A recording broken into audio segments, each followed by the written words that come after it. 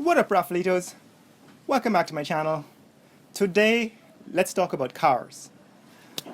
One of the questions I got from a subscriber is, did I ever complete the purchase of that SUV that I was showing in the last one of the previous videos? So I was about to buy an SUV and I was doing some shopping around to see what kinds of deals and what it would cost and what the taxes would be. And the answer is I never actually completed that purchase because I decided it was too expensive. The taxes were too expensive for that car. However, you can save on taxes if you buy a cheaper car because the taxes are calculated based on the cost of the car and on the size of the engine. So the CIF, right, the cost, insurance, and freight will be cheaper on a used car. And so I decided to buy a used or reconditioned Japanese car.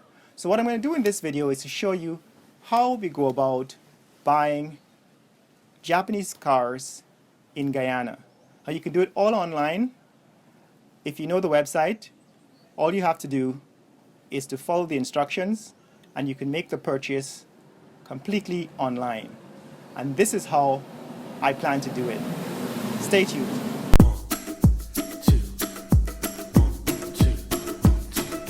Oh, this is my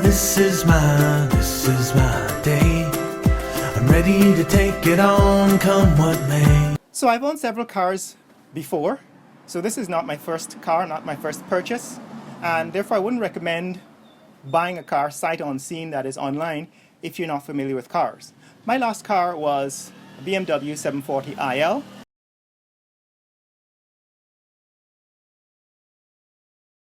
And I kept it for about 7 years. I bought it when it was 4 years old, and I kept it until it was like 11 years old before I sold it. And so I can tell you a lot about German cars, and the most important thing you want to know is that they are notoriously unreliable and very expensive to repair. So living in Guyana, I would not buy another German car. However, one of the most reliable cars I have owned, in fact two of the most reliable cars I've owned, are Japanese cars. A Toyota Corolla and a Nissan Altima or Stanza. So the cars I will buy in Guyana will be Japanese cars like Nissan and Toyota, just because they're more reliable. So today what I'm going to do is I'm going to look at the car that I'm interested in. It's a Lexus GS 250.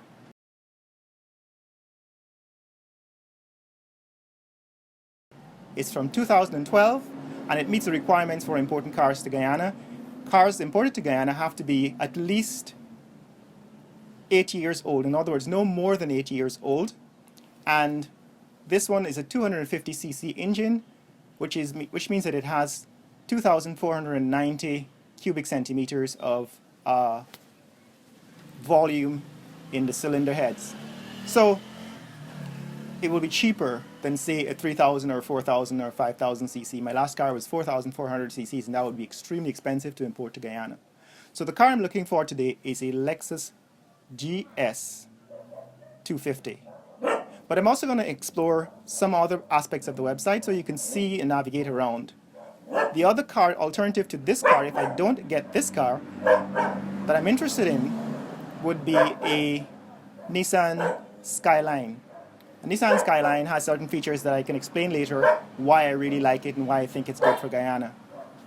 Right, let's go.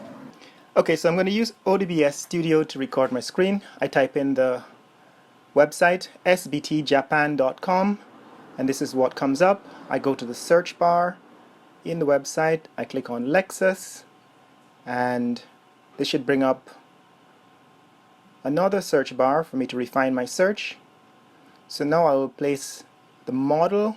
I'm selecting GS, and this is going to display all the GS cars on the site. I click search, and now this brings up the 15 cars that are there. So if you go down the list, there are a number of options starting with the oldest. So I go all the way down. This is a GS 3.0 to V6.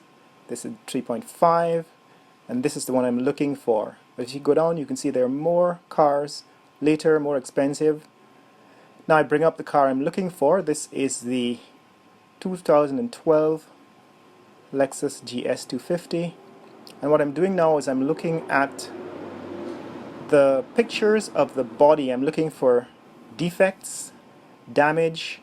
If I don't see any, then it's good. I'm going to look at also the undercarriage. I'm going to look at all of the images that they provide. That gives me a way to tell. The tires, the reason the tires are important because in Guyana there's now a rule that you can't import used tires. And this one seems to have a full spare, which is a good thing. I look at the suspension system, the undercarriage seems to be new. There's no wear and tear, there's no rust.